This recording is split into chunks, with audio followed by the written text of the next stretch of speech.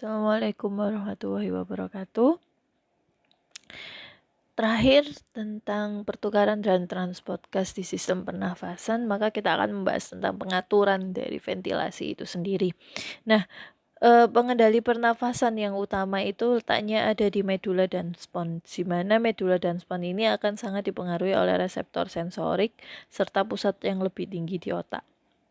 Nah, ada yang namanya kelompok respiratory dorsal, di mana kelompok respiratory dorsal ini dia lebih mengatur neuron inspirasi, di mana dia yang mengendalikan saraf motorik somatik yang menuju diafragma, karena inspirasi itu sangat bergantung pada seberapa kuat kalian menarik nafas dan seberapa besar rongga torak yang bisa kalian kembangkan untuk memasukkan oksigen ke dalam alveoli. Nah, itulah kenapa pada kelompok respirasi dorsal ini dia mengendalikan saraf motorik somatik, yang intinya itu adalah untuk melebarkan diafragma, menekan diafragma ke bawah sehingga rongga dada akan mengembang semakin maksimal dan udara yang masuk di dalam alveoli itu akan semakin besar. Nah, ventilasi itu sebenarnya adalah refleks. Jadi ketika kalian bernafas itu adalah refleks, mengeluarkan nafas juga refleks. Karena itu sangat bergantung dari yang pertama kadar CO2, yang kedua adalah kadar O2 dan pH. Di mana kadar CO2 ini dia ada kemoreseptornya di dalam medula. Jadi kalau misalkan di medula itu mengatakan bahwa kadar CO2 sudah cukup besar, maka dia akan langsung merangsang medula oblongata dan pons untuk dia mengaktifkan neuron inspirasi dan neuron ekspirasi, di mana nanti neuron inspirasi itu dia akan melebarkan diafragma, melebarkan interkostalis eksternal, dan juga melebarkan scalenus dan sternocleidomastoideus.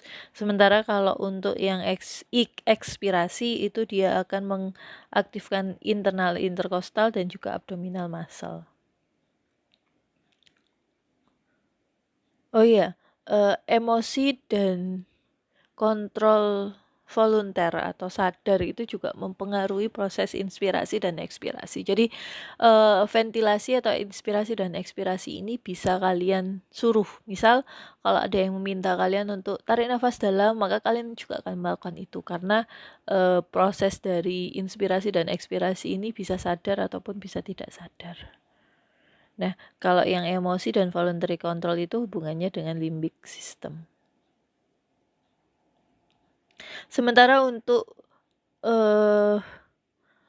kelompok respirasi ventral itu dia memicu inspirasi dan ekspirasi. Jadi dua-duanya. Kalau yang dorsal tadi hanya inspirasi saja. Sementara kalau yang ventral itu inspirasi dan ekspirasi.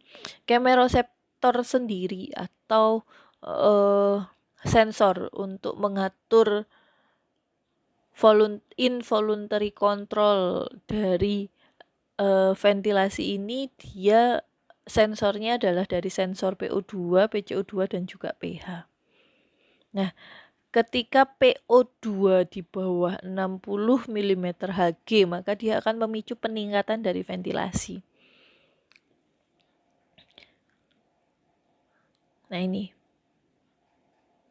Jadi ini adalah yang pons respiratory PRG, pons, yang ini adalah DRG. Nah, yang ini adalah VRG. Ini PRG, ini DRG, ini VRG. Jadi DRG sama VRG itu dia akan melanjutkan ke pons, kemudian nanti oleh pons itu dia akan dilanjutkan di dalam di otak itu sendiri.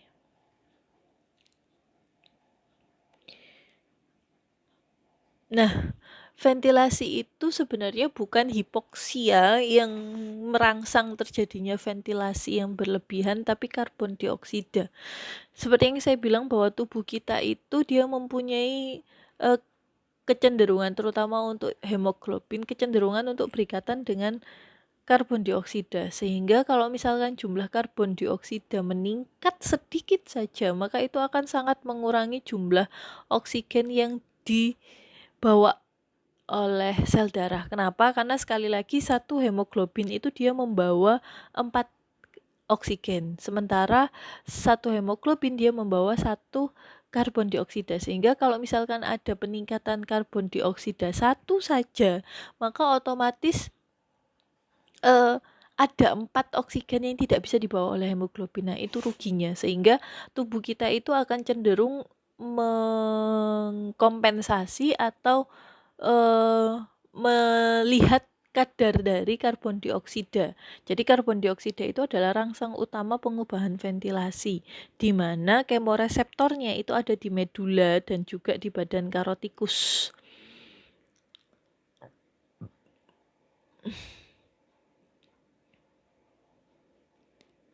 Nah, kemoreseptor yang ada di karotis itu namanya adalah glomus cell.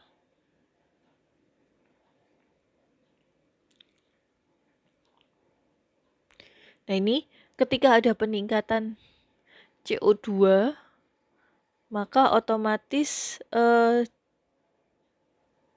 CO2 ini dia akan masuk di dalam cairan cerebrospinal, kemudian dia ada reseptornya. Nah, reseptornya ini dia akan langsung mengaktifkan respiratory control system, di mana dia akan meningkatkan ventilasi secara langsung. Nah, ventilasi yang meningkat secara langsung ini otomatis dia akan menurunkan jumlah PCO2 dan juga akan meningkatkan jumlah O2.